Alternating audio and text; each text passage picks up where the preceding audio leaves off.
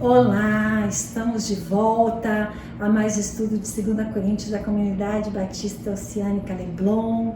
Hoje nós estudaremos o capítulo 11, dos versos 16 ao 33. Sejam muito bem-vindos.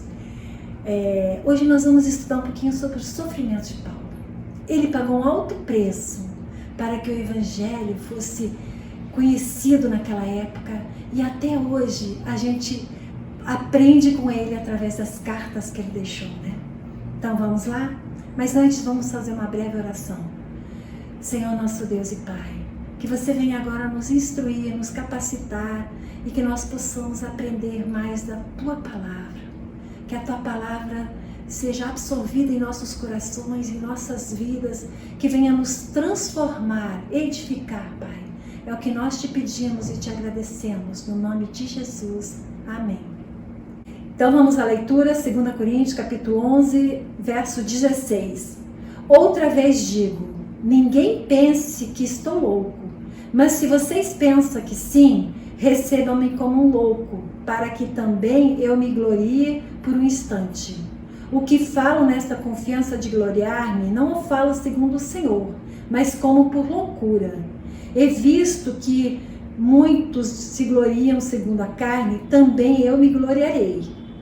Porque, sendo tão sábios, de boa vontade, vocês toleram os loucos. Vocês toleram quem os escravize, quem os explore, quem os engane, quem se exalte, quem lhes dê bofetadas no rosto.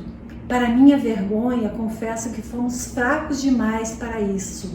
Mas naquilo em que os outros têm ousadia, eu volto a falar como se fosse louco. Também eu a tenho. São hebreus? Eu também. São israelitas? Eu também. São da descendência de Abraão? Eu também. São ministros de Cristo? Falando como se estivesse fora de mim, afirmo que sou ainda mais. Em trabalhos, muito mais. Em prisões, muito mais. Em açoites, sem medida. Em perigos de morte, muitas vezes. 5 vezes recebi dos judeus 40 açoites menos um. 3 vezes fui açoitado com varas, 1 vez fui apedrejado, 3 vezes naufraguei. Fiquei 1 noite e 1 dia boiando no alto mar. Em viagens, muitas vezes, em perigos de rios, em perigos de assaltantes, em perigos de patrícios, em perigos entre gentios, em perigos na cidade, em perigos no deserto, em perigos no mar, em perigos entre falsos irmãos, em trabalhos e fadigas, em vigílias muitas vezes, em fome e sede, em jejuns muitas vezes, em frio e nudez. Além das coisas exteriores, ainda pesa em mim diariamente a preocupação com todas as igrejas. Quem enfraquece, que eu também não enfraqueça. Quem se escandalize, que eu também não fique indignado. Se tenho de me gloriar, vou me gloriar no que diz respeito à minha fraqueza. O Deus e Pai do Senhor Jesus, que é bendito para sempre, sabe que não minto. Em Damasco, o governador nomeado pelo rei Aretas montou guarda na cidade dos damascenos para me prender. Mas, num grande cesto, me desceram por uma janela da muralha e assim me livrei das mãos deles. A gente vê aqui nessa lista tanto sofrimento, tanta luta, né? Então aqui nos versos 16 ao 19, nós percebemos que Paulo, ele fala assim, eu não falo segundo o Senhor. Então ele teve um momento ali que ele se fez de louco, de insensato, né? Por quê? Porque os falsos apóstolos, aqueles que estavam assim, de intrusos na igreja de Corinto, né? Que Paulo inclusive chamou eles de obreiros fraudulentos. Então eles estavam lá se gabando, né? Eles entraram lá na igreja e se vangloriavam e tinham um currículo maravilhoso. E Paulo falou assim, calma aí, então eu também vou me gloriar, vou ter um momento de loucura, não é do meu feitio, mas eu vou fazer isso também. E eles estavam lá para tentar tirar os coríntios do verdadeiro evangelho, afastá-los de lá, seduzi-los para outras coisas que não fosse o verdadeiro evangelho. Então Paulo está usando esses métodos para se defender, né? E ali no final, no verso 19, né? Porque sendo tão sábios, de boa vontade, vocês toleram os loucos, né? Nós sabemos que os coríntios, eles eram sábios, eles valorizavam a sabedoria, eles tinham os maiores filósofos lá, um autoconhecimento na sabedoria humana, e Paulo fala assim para eles: vem cá, vocês tão sábios, estão deixando se enrolar por essas pessoas, né? Com falsos argumentos, com falsos ensinamentos, né? Então a gente percebe, né, que eles tinham sabedoria humana, mas não a sabedoria do alto. Eles não tinham discernimento espiritual. E aí por isso que Paulo estava preocupado com eles. Aí depois o verso 20, né? Vocês toleram quem os escravize, quem os explore, quem os engane, quem se exalte, quem lhe dê bofetadas no rosto. Então, Paulo está falando assim, vocês eram sábios, mas estão passando por tudo isso, né? Quem os escravize, né? Estavam recebendo falsa doutrina, uma doutrina legalista, ao invés do evangelho da graça. Quem os explore, eles estavam lá pregando um falso evangelho, né? Mas eles também pediam dinheiro. Então era nesse sentido, provavelmente, que eles estavam sendo explorados, né? E quem os engane? Essa expressão no original, ela tem uma associação à imagem de uma armadilha de pássaro, né? Ou um anzol para peixe. Então a gente vê, ele estava caindo numa armadilha, numa cilada, né? E depois, quem se exalte? Eles se exaltavam, esses falsos mestres, falsos apóstolos, né? Eles estavam se exaltando, né? E eles buscavam a própria exaltação ao invés da exaltação a Cristo. Paulo, ele tinha a preocupação de sempre exaltar a Deus, de glorificar a Deus, de exaltar a Cristo. Eles não, eles buscavam para si próprio, né? E depois fala assim, quem lhes dê bofetadas no rosto? O sentido original é bofetada mesmo, mas talvez não seja isso, pode ser também só ataques verbais e não físicos. E depois nos versos 21 a 23a.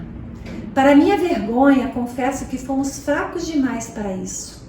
Mas naquilo em que outros têm ousadia, eu volto a falar como se fosse louco. Também eu a tenho. São hebreus? Eu também. São israelitas? Eu também. São da descendência de Abraão? Eu também. São ministros de Cristo? Falando como se estivesse fora de mim, afirmo que sou ainda mais. Então aqui Paulo começa usando de uma arrogância com eles, porque eles, lembra que lá no estudo passado, né, eles falaram que Paulo tinha uma presença fraca, né, e aqui Paulo está falando da arrogância deles, né, dizendo assim, não sou fraco não, eu vou me defender. Mais adiante Paulo falou aí, mas naquilo que os outros têm de ousadia, eu volto a falar como se fosse louco, também eu a tenho. E aí Paulo, daqui para frente, ele vai começar a defender o ministério dele, defender a integridade dele, né? E aí ele vai fazer comparações, em primeiro lugar, em relação à origem, né? A naturalidade, nacionalidade, o pedigree, como se fosse, né? Depois o seu trabalho, o seu esforço, sua dedicação ao serviço de Deus, vai falar dos sofrimentos, do amor e dedicação às igrejas e aos coríntios e, acima de tudo, a sua dependência de Deus e tudo para a glória de Deus. Aí Paulo aqui, mais adiante, ele fala, são hebreus, são israelitas, são da descendência de Abraão? Aparentemente são parecidas. Ele usa 3 expressões que parecem ser a mesma coisa, né? Mas a diferença entre eles é, o hebreu, ele teria que falar a língua aramaica, né? O idioma aramaico. E muitos deles já tinham esquecido esse idioma, a língua, né? E estavam falando grego. Mas Paulo não, né? Israelita seria membro do povo escolhido de Deus, herdeiro das promessas e das bênçãos de Deus. São da descendência de Abraão, se julgavam herdeiros das promessas de Deus a Abraão. Mas a gente percebe que nacionalidade, naturalidade, pedigree não tinha mais importância. Quando Jesus chegou, não era isso que ia fazer a diferença. O que fazia a diferença e que faz até hoje é: pertence a Cristo, tenha Cristo na sua vida. É isso que faz a diferença. E eles estavam preocupados com outras coisas. E Paulo estava se defendendo, dizendo assim: se vocês são, eu também sou. E aí mais adiante ele fala assim: sou ministro de Cristo, falando como se estivesse fora de mim, afirmo que sou ainda mais. Então quando Paulo faz a pergunta se eram hebreus, israelitas ou descendentes de Abraão, ele fala assim: eu também sou. Só que aqui quando ele fala ministro de Cristo, ele fala: eu ainda mais. Paulo era o verdadeiro ministro de Cristo. Ser servo de Cristo era o seu propósito de vida, né? Era o que importava a ele, independente das circunstâncias. Agora os versos 23b a 25, que aqui Paulo, como ministro de Cristo, como servo de Cristo, ele vai elencar vários sofrimentos dele. Vamos lá? Em trabalhos muito mais, em prisões muito mais, em açoites sem medidas, em perigos de morte muitas vezes. 5 vezes recebi dos judeus 40 açoites menos 1. 3 vezes fui açoitado com varas. 1 vez fui apedrejado. 3 vezes naufraguei. Fiquei 1 noite e 1 dia boiando em alto mar. Né? Daqui em diante, Paulo vai se gloriar das suas fraquezas, dos seus sofrimentos, das suas tribulações e de tudo que ele passou por amor a Cristo, né? E aí ele começa em trabalhos. A gente sabe que Paulo trabalhou arduamente, sem pausa, com esforços muito superiores aos oponentes dele e até aos apóstolos. Mais adiante a gente vai falar novamente sobre os trabalhos. Depois ele coloca: em prisões muito mais. Paulo foi preso várias vezes e por bastante tempo de sua vida. Mas mesmo na prisão, ele continuava com a obra de Deus, ele evangelizava os carcereiros, ele escrevia as cartas. 4 de suas cartas foram escritas da prisão, né? Colossenses, Efésios, Filipenses e Filemão.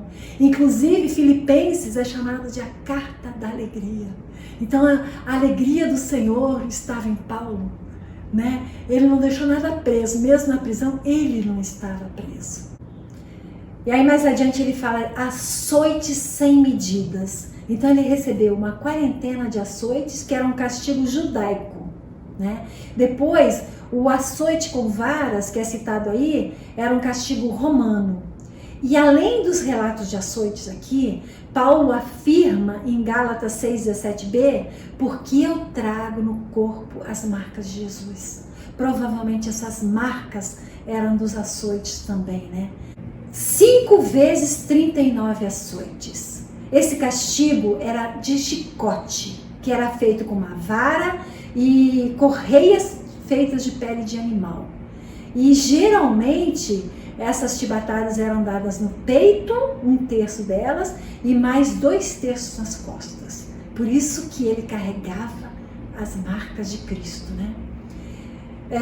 E por que 39 e não 40 chibatadas? Porque pela lei de Moisés, lá em Deuteronômio 25:1-3, dizia que não poderia ultrapassar 40 chibatadas, então eles ficavam 39 para que um eventual erro de contagem não causasse um excesso ilegal. 3 vezes Paulo foi açoitado com varas, e uma delas foi em Filipos. E a gente sabe que Paulo, como cidadão romano, ele não poderia receber esse castigo, já que era um castigo romano, né? E vamos ver o que fala em Atos 16:22-23. Então a multidão se levantou unida contra eles, e os magistrados, rasgando-lhes as roupas, mandaram açoitá-lo com varas. E depois de lhes darem muitos açoites, o lançaram na prisão, ordenando ao carcereiro que os guardasse com toda a segurança. Então aqui a gente vê, se não bastasse as varadas, né, ainda colocaram ele na prisão. Perigos de morte. Paulo passou por inúmeros. e muitos deles estão citados aqui, outros não, como aquela picada de cobra, né? Mas aqui a gente vai ver um deles, né? Uma vez fui apedrejado. Vamos ver onde ele foi apedrejado. Foi em Listra, por uma multidão enfurecida, e ele foi arrastado como morto, né? Vamos ver Atos 14, 19 e 20. Entretanto, chegaram judeus de Antioquia e Icônio, e, o instigando as multidões, apedrejaram Paulo e o arrastaram para fora da cidade, dando-o como morto. Mas quando os discípulos o rodearam, ele se levantou e entrou na cidade. No dia seguinte foi com Barnabé para Derbe. Então a gente vê que Paulo aqui, ele sofreu muito, foi apedrejado, foi arrastado. E a gente sabe que se arrastar também não é fácil. Foi dado como morto. Mas aí aqui tem um detalhe, né? Quando os discípulos o rodearam, ele se levantou. Como é importante as pessoas que estão fazendo a obra de Deus, aquelas que estão na linha de frente, ter aquelas pessoas que estão sustentando, orando, ajudando, dando força, né? E ele se levantou, e o que ele fez no dia seguinte aqui? Continuou. Já partiu para outra cidade, para fazer a obra do Senhor. Ele, se havia uma resistência em algum lugar, Paulo já partia para outro, na direção do Espírito Santo. E agora vamos ver as tribulações e perigos de viagem de Paulo. Muitas vezes ele deve ter enfrentado a morte de perto, mas para ele não tinha crise, né? Então ele teve 3 naufrágios. O Atos registra um que foi após essa carta. Então tudo indica que Paulo teve 4 naufrágios, talvez até mais, né? Mas pelo menos 4 naufrágios ele tem. Boiou em alto mar por um dia e por uma noite. Ele teve perigos de rio, no mar, na cidade, no deserto, perigos de assaltantes. Assaltante, talvez assim, Paulo não tivesse muito recurso, mas ele podia ter água, ter um pouco de comida, roupa. Eles roubavam muitas vezes de roupa, imagina frio, né? Roubavam também. Perigos entre patrícios, né? Dos próprios judeus, dos gentios, de falsos irmãos. Então a gente vê como é difícil a gente passar por perigo, mas quando a traição está naquelas pessoas que você menos espera, é mais difícil ainda. Então a gente vê que Paulo passou perigos em várias situações, né? E naufragou 3 vezes, né? E um dia e uma noite boiando em alto mar. Talvez você ache que hoje não acontece mais isso, né? Mas nos ribeirinhos brasileiros, eles muitas vezes andam em embarcações precárias. No final do ano passado, na África, em Guiné-Bissau, um missionário brasileiro que lá está, ele foi fazer uma travessia no mar que demoraria umas 9 horas. Lá pelas tantas a canoa virou e ele não sabia nadar. Mas de repente ele olhou, viu uma garrafa PET daquelas grandes de água, né? E aí ele se agarrou naquilo. E ele ficou 18 horas agarrado naquilo. Desde a madrugada de um dia até o final da noite. Provavelmente 18 horas, né? E ficou o dia inteiro naquele sol quente. Mas ele foi resgatado com vida. Mas enquanto ele estava lá, tinha aquelas pessoas que estavam orando por ele, né? Então a gente vê como é importante a gente estar abraçando aqueles que estão abraçando uma causa muito mais difícil do que a nossa. Verso 27. Em trabalhos e fadigas, em vigílias muitas vezes, em fome, sede, em jejuns muitas vezes, em frio e nudez. Então vamos falar primeiro de trabalhos, fadigas e vigílias. Paulo trabalhava na obra de Deus e também para o seu sustento. A gente sabe que ele construía as tendas, né, para se manter.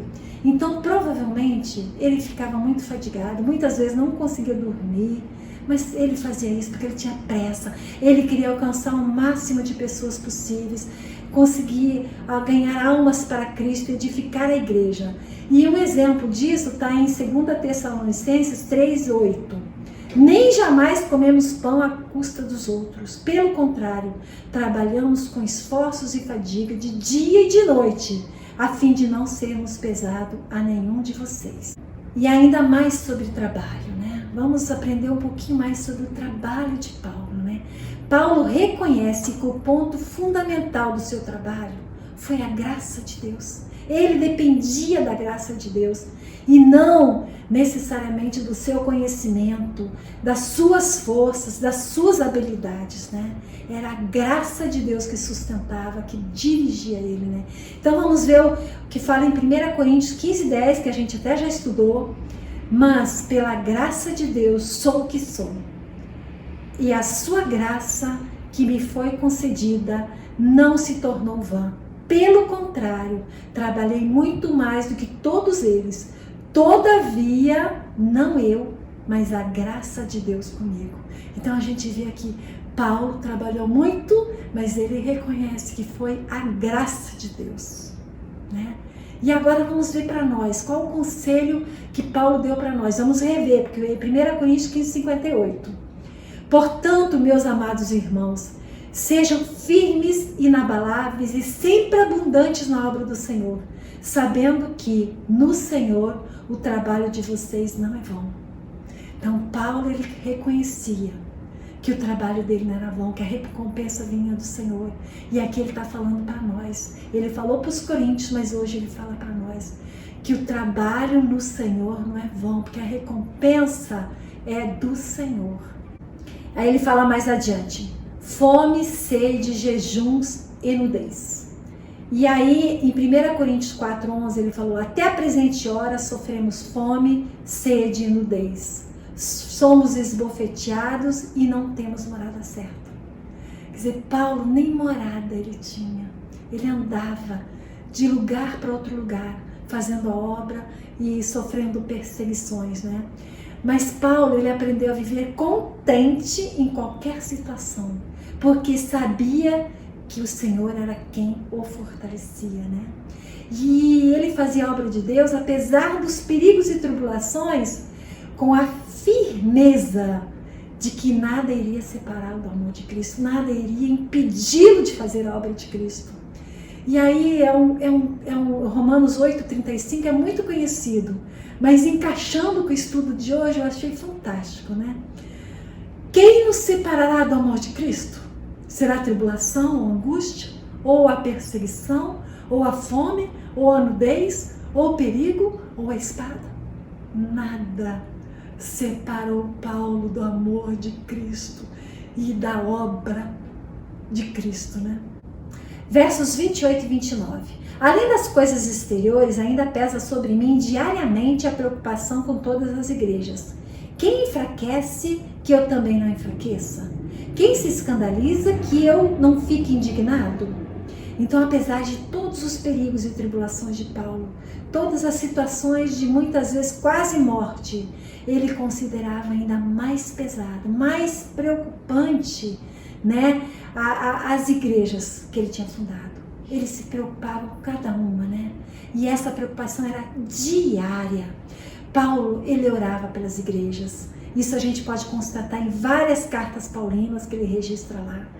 Ele escrevia cartas, ele enviava obreiros para ir lá dar uma força, constatar, averiguar como estava a situação.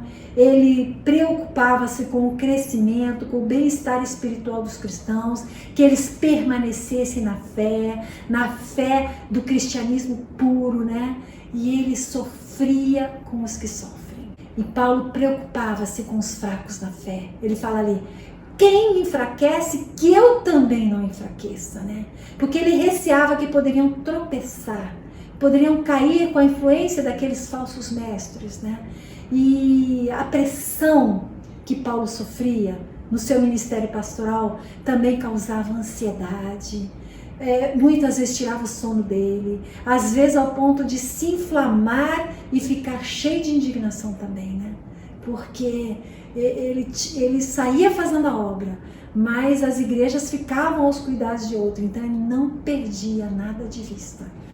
E agora, para finalizar, os versos 30 ao 33. Se tenho de me gloriar, vou me gloriar no que diz respeito à minha fraqueza. O Deus e Pai do Senhor Jesus Cristo, que é bendito para sempre, sabe que não minto. Em Damasco, o governador nomeado pelo rei Aretas montou um guarda na cidade dos Damascenos para me prender, mas num grande cesto me desceram por uma janela da muralha e assim me livrei da mão deles. Apesar de quem Paulo era, efetivamente, aquele servo de Cristo, que fazia a obra de Cristo, que passou por várias situações por amor a Cristo, né, e a igreja, nada disso foi motivo para ele gloriar-se. Ele usou, sim, de alguns métodos que ele falava assim, vou me gloriar agora, vou falar de mim, né, mas ele sempre usava assim, como louco, com insensatez, como fora de si. Às vezes ele falou assim, não falo segundo o Senhor. Então ele falou algumas coisas de si para se defender, para defender o verdadeiro evangelho de Cristo. Porque lá ele estava dizendo, Paulo é fraco, Paulo não é confiável. Se uma pessoa que apanhou tanto, uma pessoa que tanto sofreu, será que um apóstolo de Cristo passaria por isso? Então tudo isso eles colocavam em dúvida. E Paulo foi e falou, esclareceu. Foi mais para esclarecer, né? E gloriava-se sim na sua fraqueza. Ele reconhecia a sua limitação, sabia que o poder de Deus se aperfeiçoa na sua fraqueza, que foi o poder e a graça de Deus que o sustentou e que fez vencer e superar as dificuldades. Ele gloriava-se no Senhor e não nos seus próprios feitos. E ele fala assim, Deus sabe disso. Então, ele sabia. E muitas vezes a gente tem que saber o que Deus sabe, o que Deus avalia, como Deus me vê, e não como os outros veem, né? E agora, sobre essa fuga, né? Paulo, ele relatou várias situações muito mais críticas do que essa fuga, né? Que ele desceu por um cesto, por uma janela da muralha, colocaram ele lá para fugir de uma prisão, né? Mas essa fuga aconteceu no início do ministério de Paulo em Damasco. Lembram que ele teve um encontro com Cristo no caminho de Damasco? Aí depois de 3 dias, ele deixou de ficar cego, né? Ele voltou a ver e ele já começou o ministério dele. Então depois de alguns dias de sua experiência com Cristo, né? Do início do seu ministério, ele já passou por esse sufoco. Já foi preso e desceram ele por um cesto, né? Aí a minha pergunta é, no início de ministério, se a gente passasse por isso, o que a gente faria? Paulo, ele iniciou a obra de Deus passando por esse momento difícil, um teste, mas ele continuou até o fim, porque para ele viver é Cristo e morrer é lucro. E agora, para fechar, vamos só meditar um pouquinho do exemplo de Paulo e nós, né? Paulo, ele foi um ministro de Cristo, um servo de Deus, que não media as consequências. Ser igual a Paulo é muito, muito, muito difícil. Mas um pouquinho dele a gente pode aprender. Então vamos pensar. Quais as nossas atitudes nos momentos de dificuldade na obra de Deus? Elas nos aproximam mais de Deus ou nos afastam de Deus? Nós desistimos com facilidade ou perseveramos? Buscamos mais? Oramos mais? E qual o propósito de tudo que nós fazemos? O propósito de Paulo era fazer a obra de Deus independente das circunstâncias, né? E nós gostamos mais de servir ou sermos servidos? A gente sabe que aqueles falsos mestres, eles entraram lá para se servir, porque eles não estavam fazendo a verdadeira obra de Deus, mas eles estavam se servindo porque eles, inclusive, ganhavam fama, prestígio e dinheiro. Paulo não, ele entregou-se totalmente, né? Talvez em algum momento a gente esteja sentado no banco, em algum momento a gente está fazendo a obra de Deus, e isso agrada a Deus, mas talvez tenha um momento que Deus possa requerer de nós correr mais riscos, né? Mas o importante é saber que, independente da circunstância, independente do momento que cada um de nós se encontra, Deus está conosco. E a gente tem que lembrar que a gente sempre tem que orar pelos nossos líderes, né? Porque eles que estão na frente, eles que estão preparando o caminho do Senhor, preparando a noiva do Senhor, né? Então, lembre-se sempre de orar pela sua liderança. Vamos orar? Senhor nosso Deus, obrigada por este estudo. Obrigada pela Tua palavra que tanto nos ensina, que nos confronta, que muitas vezes, quando a gente se compara com Paulo, a gente chega a ficar envergonhado. Mas, Senhor, eu sei que você nos conhece. Você conhece cada um. E eu sei que você é aquele que nos chama, é aquele que nos capacita, aquele que nos prepara. Então, Pai, muito obrigada por tudo e esteja conosco, com cada pessoa que aqui está, Pai. É o que nós te pedimos e te agradecemos no nome de Jesus. Amém.